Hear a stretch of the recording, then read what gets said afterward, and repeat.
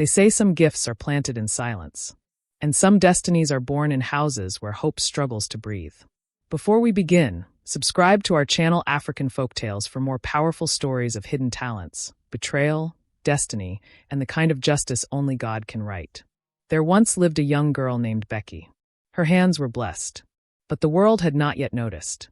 Becky's parents were poor, painfully poor. Feeding the family was a daily battle. School fees were a mountain too heavy to climb. Life seemed determined to crush every small hope they had.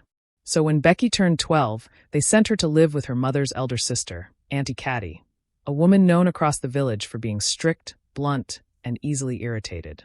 Aunty Caddy took Becky in, not out of love, but out of duty. Every morning, she reminded her, "I'm the one paying your school fees. Don't come and waste my money." Becky would nod quietly. But Becky had a gift. She loved making beads. Not the ordinary red and blue beads the women in the village wore. Hers were different.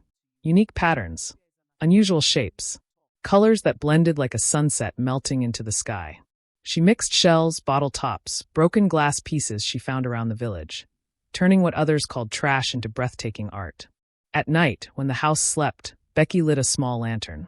In silence, she threaded, shaped, and wove her dreams, one bead at a time. And she was good, exceptionally good. But Aunty Caddy hated it. To her, beads were a useless distraction. Whenever she caught Becky holding even one bead, her face twisted with irritation. "Are these useless things what will pay your school fees? Do you want to end up useless? Who will buy this kind of ugly bead? Nobody in this village wears this nonsense." She would snatch them from Becky's trembling hands and send her on endless errands, fetching water, pounding pepper, sweeping the compound. Anything to keep her away from her beads. But Becky's love was stubborn. It always found its way back into her hands. And soon everyone knew. Because Aunty Caddy's daughter, Fina, made sure of it. Fina was Becky's age. Beautiful, proud, spoiled, and jealous. She hated that Becky had something she did not possess, talent. She hated that one day, a teacher had admired Becky's handmade earrings in school. From that day on, Fina mocked her every chance she got. "See your beads? They look like goat droppings. Nobody will ever wear this rubbish. Do you think you are a designer? Please." One afternoon, Fina pulled one of Becky's bead necklaces from her school bag and began laughing loudly in class. Soon the entire classroom joined in. The necklace was tossed from one student to another. Some stepped on it intentionally. Becky stood frozen as her hard work shattered on the classroom floor. She ran home crying. But the worst was yet to come. That evening, Fina burst into the house dramatically. "Mommy, you won't believe what Becky did today." Aunty Caddy looked up sharply from where she was sorting cassava. "What is it again?" Becky was making beads inside the classroom while the teacher was teaching. She wasn't even paying attention. I warned her, but she ignored me. The teacher almost caught her. "She would have embarrassed you." That was all Aunty Caddy needed to hear. Her face darkened. Her jaw tightened. Her eyes burned with anger. "Where is she?" she asked coldly. "She's coming," Fina replied, trying hard to hide her smile. Moments later, Becky stepped into the compound. "So you now go to school to make beads instead of learning?" Aunty Caddy thundered. Becky froze. "Auntie, no, that's not true." "Shut up. After all my suffering, after all the money I struggled to pay for your school fees, you want to waste it on this useless thing." "Auntie, please. Fina is lying." "Are you calling my daughter a liar?" Becky's voice disappeared. That night, she walked into the house and stopped. All her beadwork, weeks of sleepless nights, her dreams, her effort, her hope, piled on the floor. Her heart stopped beating for a moment, and Aunty Caddy stood there, holding a burning match. If you want to know what happened next, stay with us. And don't forget to subscribe to African Folktales for more powerful stories of destiny, hidden talent, and the justice that always finds its way. Aunty Caddy did not hesitate. She grabbed the scissors and began cutting. One necklace. Snip. One bracelet. Snip. One string of beads after another. Becky dropped to her knees. "Auntie, please. I beg you. That's my hard work. That's all I have." But Aunty Caddy did not stop. She cut until the very last bead rolled across the floor, scattering like pieces of Becky's shattered heart. When she finished, she walked past the sobbing girl and said coldly, "Focus on your books. This rubbish will lead you nowhere." Becky remained on the floor long after everyone left. She cried until her voice cracked. From the doorway, Fina watched, smiling. That night, Becky did not sleep. She stared at the empty wooden box where her beads used to be. She felt crushed, invisible, hopeless. But deep inside her, something else was happening. A fire had begun to burn. After secondary school, Aunty Caddy wasted no time. "Since I paid your school fees," she said, tying her wrapper tightly around her waist, "you will follow me to the market. You will sell. You will learn business. No more of those useless beads." Just like that, Becky's freedom vanished. Her days became a cycle of sweeping the shop, attending to customers, lifting heavy goods, and running endless errands. By evening, she was too tired to eat properly, let alone create anything. And every time she looked at her empty hands, something inside her dimmed. Her gift. The one thing that made her feel alive. It was slowly suffocating. But passion is stubborn. Some nights she lay awake, staring at the ceiling, imagining colors blending like sunsets, patterns dancing in her mind like fireflies. But she dared not touch a single bead in that house. Fina's eyes were too sharp. Aunty Caddy's ears were too quick. And both of them enjoyed destroying anything that brought her joy. Help came from the most unexpected place. Miss Comfort, her former teacher. One quiet afternoon, Becky gathered courage and visited her. Standing in front of the small house, her voice trembled as she confessed everything. How her aunt despised her bead-making. How Fina mocked her. How she feared losing her dream. Miss Comfort did not interrupt. She held Becky's hands gently and said, "My dear, some gifts from God refuse to die. Bring everything to me. I will keep it safe." Tears of relief filled Becky's eyes. From that day on, she began again. At midnight, when the house slept, she worked silently. Bracelets, necklaces, waist beads, anklets, bangles, even beaded bags no one in the village had ever seen before. Every finished piece she secretly carried to Miss Comfort. The teacher even gave her money to buy more materials. Every Sunday, Becky sat quietly by the stream, designing masterpieces beneath the shade of tall trees. Her dream was breathing again. Then came the announcement. The annual festival. The biggest event of the year. It was more than celebration, it was opportunity. Artisans became stars. The village square glittered with colors and creativity. Basket weavers, dressmakers, bead makers. And the prize? A year-long workshop sponsored by the king.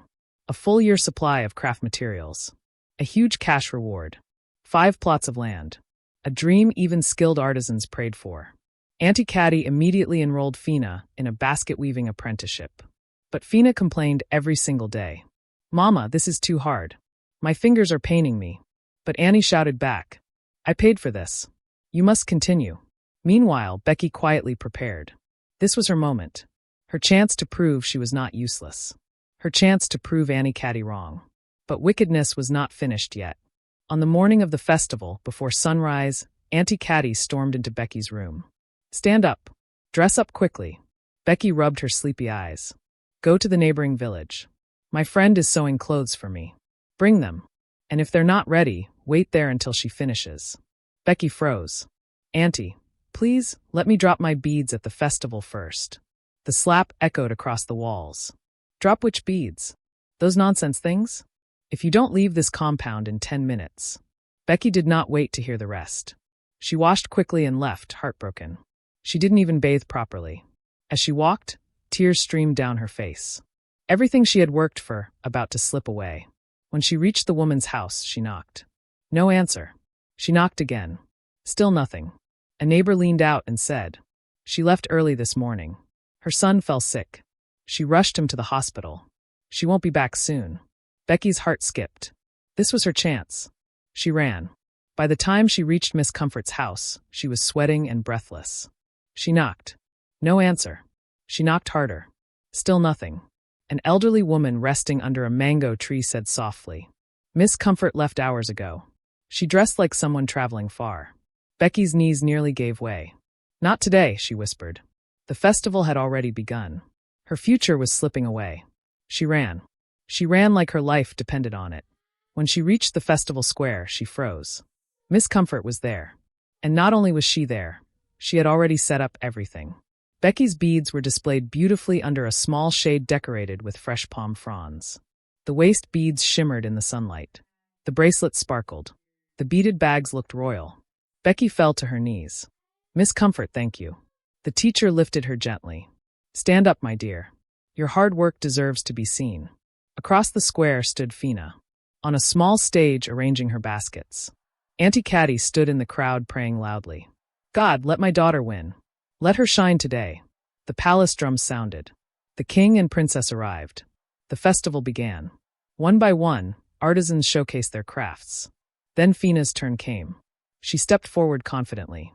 But murmurs began almost immediately. This is too basic. I can weave this in my sleep. Where is the creativity? Laughter followed. Fina's face burned with shame. She dropped a basket and ran off the stage crying. Aunty Caddy stood frozen. Her prayers died on her lips. Then it was Becky's turn. She stepped onto the stage, hands trembling. When she unveiled her work, the entire square fell silent. The princess gasped and stood up. Wait, are you from this village? How have I never seen work like this? The sunlight caught the beads and they shimmered like jewels. Before Becky could speak, a voice called from the royal tent. Princess Anna is impressed. The visiting princess from the neighboring kingdom stepped forward, eyes wide with admiration. And in that moment, the girl they once called useless became the light of the festival. Her eyes widened with excitement. I want all of them, the first princess exclaimed. No, I will buy all her beads, the visiting princess argued playfully. The two princesses began gently pulling the bead sets toward themselves, laughing and competing for who would choose first. The crowd erupted in cheers. Even the king threw his head back and laughed. Such talent, the king declared proudly. Young lady, step forward. Becky's knees trembled as she walked closer. You are the winner of this year's artisans competition, the king announced. Come tomorrow with your parents or guardians. Your prizes will be waiting. Miss Comfort screamed with joy and spun around in celebration. Villagers lifted Becky onto their shoulders. For the first time in her life, she felt seen. Everyone celebrated. Everyone except Aunty Caddy and Fina. Their faces were stiff with shock and burning with shame. But the real heartbreak came later that night. When they arrived home, Fina burst into tears. Aunty Caddy's anger boiled over. She locked the door harshly and turned toward Becky. You, she shouted, pointing at her with trembling fury. You caused today's disgrace. I sent you on an errand and you disobeyed me. Because of you, my daughter became a laughingstock. Becky stood there, confused and exhausted. Before she could speak, Aunty Caddy continued. From today, you are no longer welcome in my house. Leave. You are no longer part of this family. The door slammed. The lock clicked. And just like that, Becky was outside. Alone. The cold night wind wrapped around her like loneliness itself. She touched the locked door gently. Her eyes burned, but this time she refused to cry. She picked up her small nylon bag and walked through the dark village road to the only place she felt safe, Miss Comfort's house. When Miss Comfort opened the door and saw Becky standing there, dusty, tired, heartbroken, she pulled her inside immediately. My child, what happened? Why are you out at this hour? And like a little girl finally finding safety, Becky collapsed into her arms and told her everything. How she had been chased out. How she had nowhere to sleep. How she couldn't travel to bring her parents for the prize ceremony. Miss Comfort held her tightly. Don't worry, she said gently. Sleep here tonight. Tomorrow I will stand by you. If your aunt won't stand for you, I will. That night, Becky cried herself to sleep, not from pain, but from relief. The next morning, the palace courtyard was filled. Drummers beat their drums. Villagers gathered from every corner to witness the crowning of the most creative artisan of the year. When Becky's name was called, she stepped forward, Miss Comfort proudly by her side. The king smiled warmly. Congratulations, young lady. Where are your parents or guardians? They must step forward. Miss Comfort bowed respectfully. Your Majesty, Becky's parents live far away. She could not travel to bring them. But more importantly, she has been living in suffering. The crowd murmured. The queen's eyes narrowed. Speak. And Miss Comfort spoke. She revealed everything. The insults. The destruction of her beads. The mockery. The jealousy. The night she was chased out with nowhere to sleep. The palace fell silent. The queen rose to her feet, fury blazing. Guards. Bring Aunty Caddy and Fina here at once. Minutes later, the trembling pair stood before the throne. So this is how you treat your own niece, the queen said coldly. You tried to bury her gift. You chased her out at night. Aunty Caddy stammered. My queen, it was a family matter, a misunderstanding. Silence, the queen thundered. People like you destroy destinies. And in this kingdom, we do not tolerate wickedness disguised as family. The villagers watched in disbelief as judgment was pronounced. For your cruelty and jealousy, you will sweep Becky's shop every morning for 1 year. You will sweep the palace compound for 1 year. You will clean the market after every market day for 1 year. Her voice echoed across the courtyard. And let this be a warning. If such injustice happens in any household again, the punishment will be worse. The villagers erupted in cheers. Justice had spoken. Becky received her prizes. A rent-free workshop. A full year supply of materials. A generous cash reward. 5 plots of land. Tears streamed down her face as she held Miss Comfort's hand. From that day forward, Becky opened her own bead workshop. Artisans traveled from far and near to learn from her. She trained young girls, giving them skills, confidence, and income. Her beads were worn by royalty, villagers, and people from distant cities. Her designs traveled further than she ever dreamed. Miss Comfort became her business partner, the first person she hired. And as for her parents, Becky built them a beautiful home and made sure they never lacked anything again. The talent her aunt tried to bury became the gift that lifted an entire community. And that is how Becky's story changed from mockery into legacy.